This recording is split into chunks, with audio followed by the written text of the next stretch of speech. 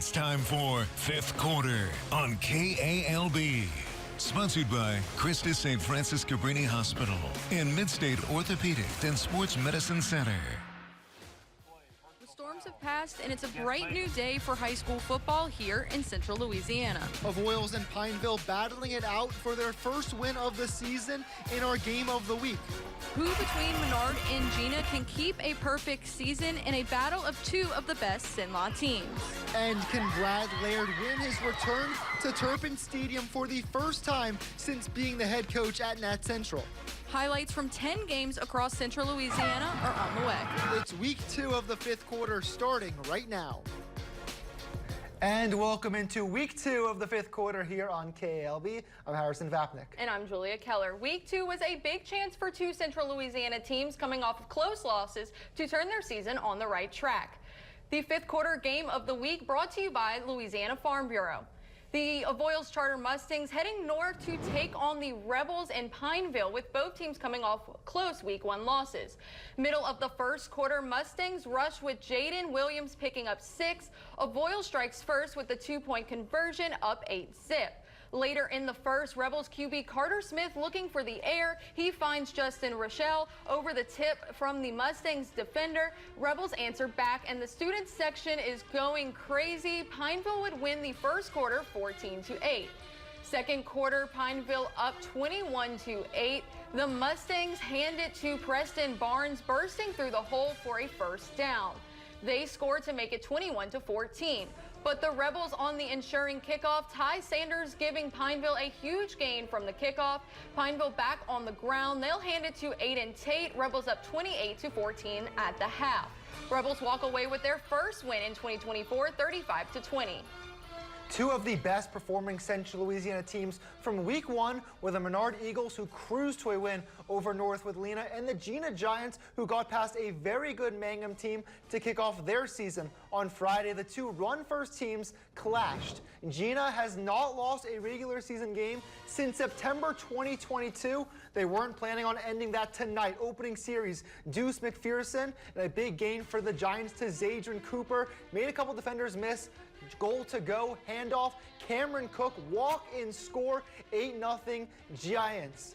Menard quarterback Jake Vaughn trying to get a response.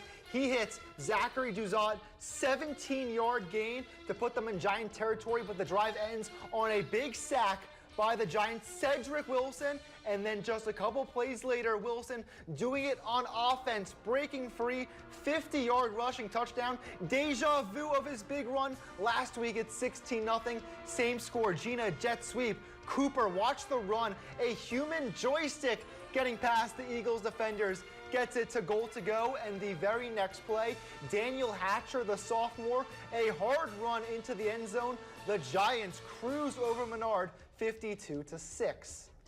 And the Grant Cougars taking on the Buckeye Panthers at home, with the Buckeye cheerleaders having a little bit of help on the sidelines at their home game.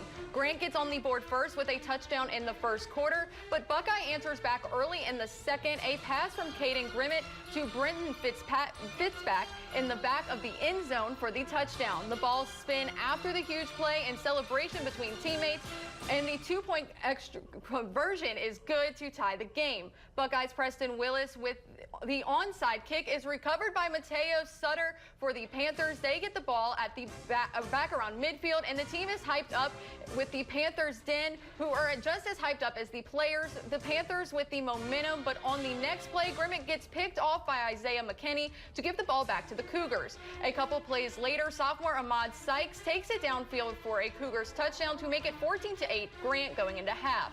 Buckeye has a big second half, scoring 2 more touchdowns and keeping Grant scoreless. They get the comeback week 2 win, 23-14 over the Grant Cougars. Great start to the year for the Panthers. Oberlin at Bolton here in Alexandria. Look at that bear mascot, very happy. Tigers first and goal early on. Seth Lyons gets the push, quarterback sneak touchdown, 8-0 Bolton. They're trying to get going, but the Tigers back on offense. Jaden Bookmeyer, 20 yards for the score. The Tigers already up 16-0 on the road in the first quarter. Jump to the second quarter. It's going to be Lions finding Cole Sonner, a 6-yard pass to try to get going. but it's 22-0 Oberlin. A few plays later, Tigers trying to extend the lead. Bookmeyer taking it 20 yards. What a score, 28-0 Oberlin. Bolton just trying to put something on the scoreboard going into the locker room. Second and goal, it's going to be Royce Roberts keeping it, but he's going to get stuffed near the goal line. This is actually an Oberlin touchdown to extend that lead. They're going to go on to win that game by a score of 50-6. And there may not have been a better individual performance in week 1 than Leeville's running back Xavier Ford, who ran for over 300 yards and 6 touchdowns in a loss against Sam Houston. What kind of encore performance could he have against a good Tyoga team? And Ford was locked in from the very start. This is the first drive, gets the rock, and is going to take it 50 yards to the house. Wampus Cats up 8-0. Leeville still in the lead. They're back up against the goal line, and they make history. Antrell Broom to Julius Brown, 99-yard touchdown for the longest play in Wampus Cats history. A play to stretch the lead. And in the second half, Ford piles it on with the carry. He puts 3 and about to be 4 Tyoga defenders on the ground. This was his 4th touchdown of the night. And this was the put-away score. Ford makes every defender miss on every run and did it again for his 6th touchdown of the night. Leeville gets the big win, 49-32 over the Tyoga Indians. And that was just some of our Central Louisiana high school games, but we still have plenty more action still to come on the 5th quarter. Stay with us. You're watching the 5th quarter on KALB. Let's go